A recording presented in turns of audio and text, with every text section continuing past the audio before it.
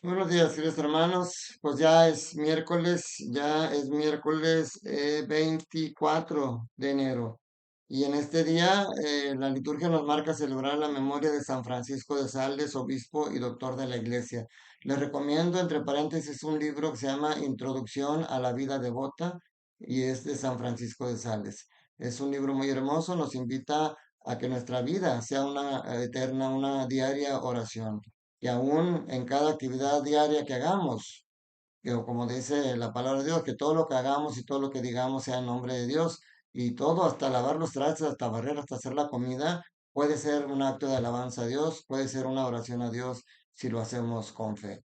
Los invito a que lean, les recomiendo este libro. Es un libro muy fácil de leer. Introducción a la vida devota y el autor es San Francisco de Sales, que es el santo que hoy estamos celebrando.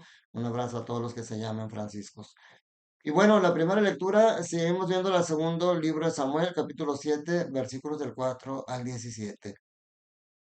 Nuevamente, el arca de la alianza es mencionada aquí. Ya habíamos dicho, David le construye una tienda donde está el arca de la alianza, pero David tiene la intención de construirle un templo, de construir una casa ya más formal para el arca de la alianza.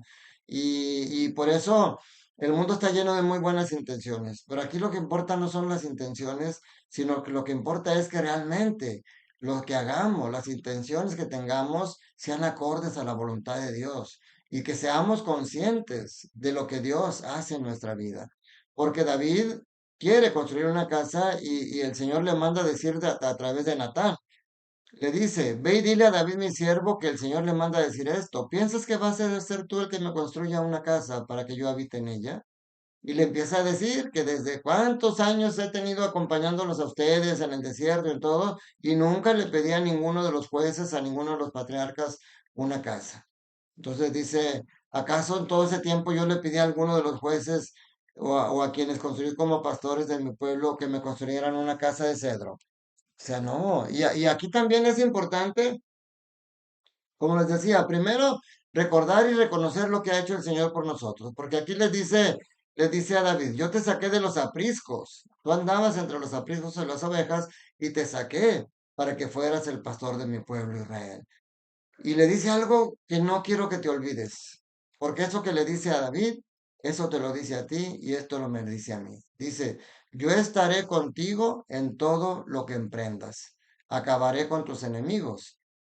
Y aquí dice, te haré tan famoso como los nombres de los famosos de la tierra. Pero ese pedacito no lo tomes en cuenta. No, nosotros no queremos ser famosos. Pero es importante, en aquella época sí era importante para ellos que el rey tuviera la fama de saber que el pueblo estaba siendo bien protegido. Pero aquí lo importante es que el Señor estará contigo en todo lo que emprendas y que acabará con tus enemigos y que tú acabarás con tus enemigos con la ayuda del Señor. Eso es algo muy hermoso. Otra cosa importante es, David quiere construirle una casa de paredes. Y aquí, en el trasfondo, yo quiero darles este mensaje. Tu casa, donde tú vives, es una casa de paredes. Pero la pregunta ¿es un hogar? No es lo mismo una casa que un hogar. La casa está formada solamente por las paredes. El hogar está formado por las personas y por el amor que hay de las personas que viven en esa casa. Por eso vienen las promesas hermosas que le hace hoy el Señor a David. ¿Tú piensas construirme una casa? Pues yo te voy a dar a ti una dinastía. Yo te voy a construir a ti tu casa. Una dinastía en la que habrá un sucesor que será el rey de Israel.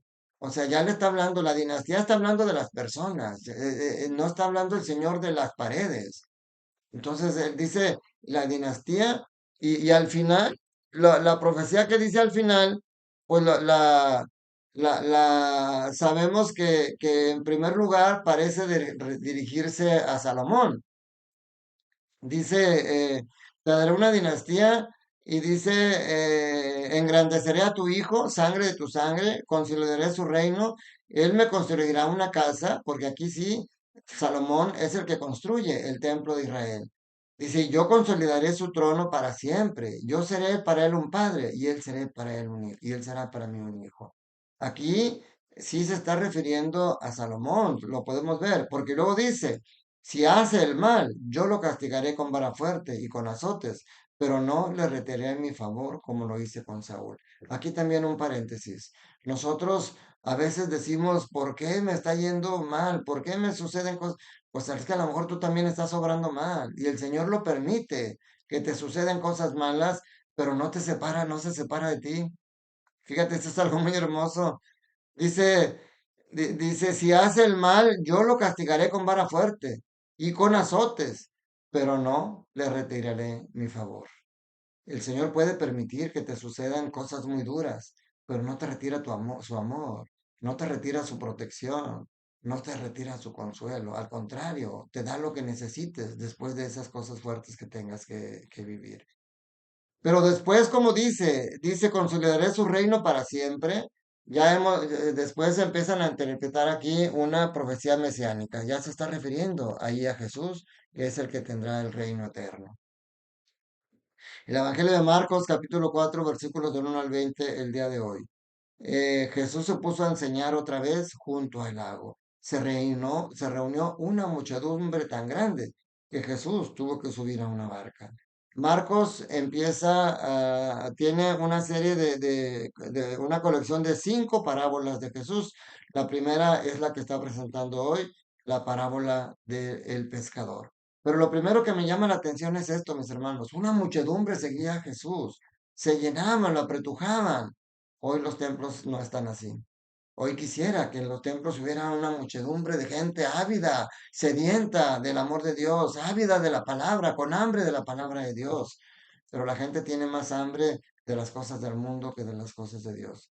Pero nosotros podemos cambiar esto, cambiando nosotros, llevando estas predicaciones a muchas partes, llenando a la gente del amor y de la amabilidad, que te ven a ti como un cristiano que es amable, que es respetuoso, que siempre se porta bien.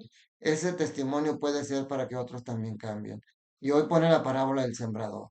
El mundo está muy mal, pero el Señor sigue sembrando. El Señor sigue enviando. La semilla es la palabra de Dios. Y el Señor le manda aún con los más cabezones.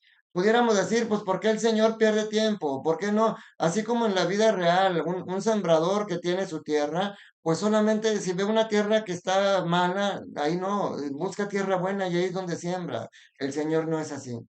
Dios no piensa como el hombre. Gracias a Dios, gracias a Él. Él piensa diferente. Y Él, aún en esa tierra dura, sí siembra. Aún en tu corazón duro, aún en tu cabeza dura, el Señor ahí está sembrando su palabra y ahí está sembrando su amor. Eso es lo primero que tenemos que tener claro. El Señor no deja de sembrar. El Señor todos los días está y no discrimina de terrenos.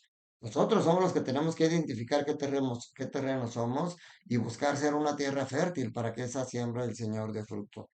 Y luego nos presenta aquí, digo, hemos meditado ya mucho esta parábola, pero yo quiero centrarme en los enemigos que pone, porque dice que una tierra cae una palabra cae entre el camino, otra cae entre espinas, otra cae, pero aquí yo quiero centrarme al final, le piden al Señor que explique y él mismo hace la homilía, porque él les explica lo que significa esta parábola y les empieza a decir, los granos de la vereda son aquellos en quienes la palabra se siembra, pero cuando la acaban de escuchar viene Satanás y se lleva la palabra sembrada en ellos. Entonces yo me quiero centrar al final de esta reflexión, cuáles son los enemigos de la palabra en tu corazón. ¿Cuáles son los enemigos que pueden hacer que la palabra te entre por aquí, te salga por acá y no de los frutos que debe de dar? El primer enemigo es Satanás.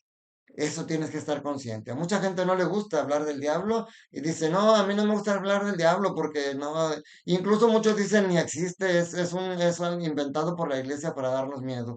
Pues aquí lo está diciendo Jesús. El primer enemigo que se puede llevar tu corazón es Satanás. Y eso lo tienes que tener bien claro. Y luego dice, el siguiente enemigo son la inconstancia y la superficialidad. Si tú no tienes raíces donde vaya, si tú no tienes profundidad donde pueda la raíz fortalecerse, no vas a dar fruto. Dice, la semilla del terreno pedregoso son los que escuchan la palabra de momento, la reciben con alegría, pero no tienen raíces, son inconstantes y en cuanto surge un problema o una contrariedad por causa de la palabra, se les va. Entonces, la inconstancia y la superficialidad pueden ser un enemigo. Y eso sucede cuando estás en misa. Y luego algo que parecen ser el pan de cada día, pero pueden volverse un enemigo de nosotros. Las preocupaciones, las seducciones por la riqueza y el deseo de las posesiones y de tener más. Eso también es un enemigo, porque dice, los que reciben la semilla entre espinas son los que escuchan la palabra, pero las preocupaciones de esta vida, la seducción de la riqueza y el deseo de todo lo demás que los invade, ahogan la palabra y la hacen estéril.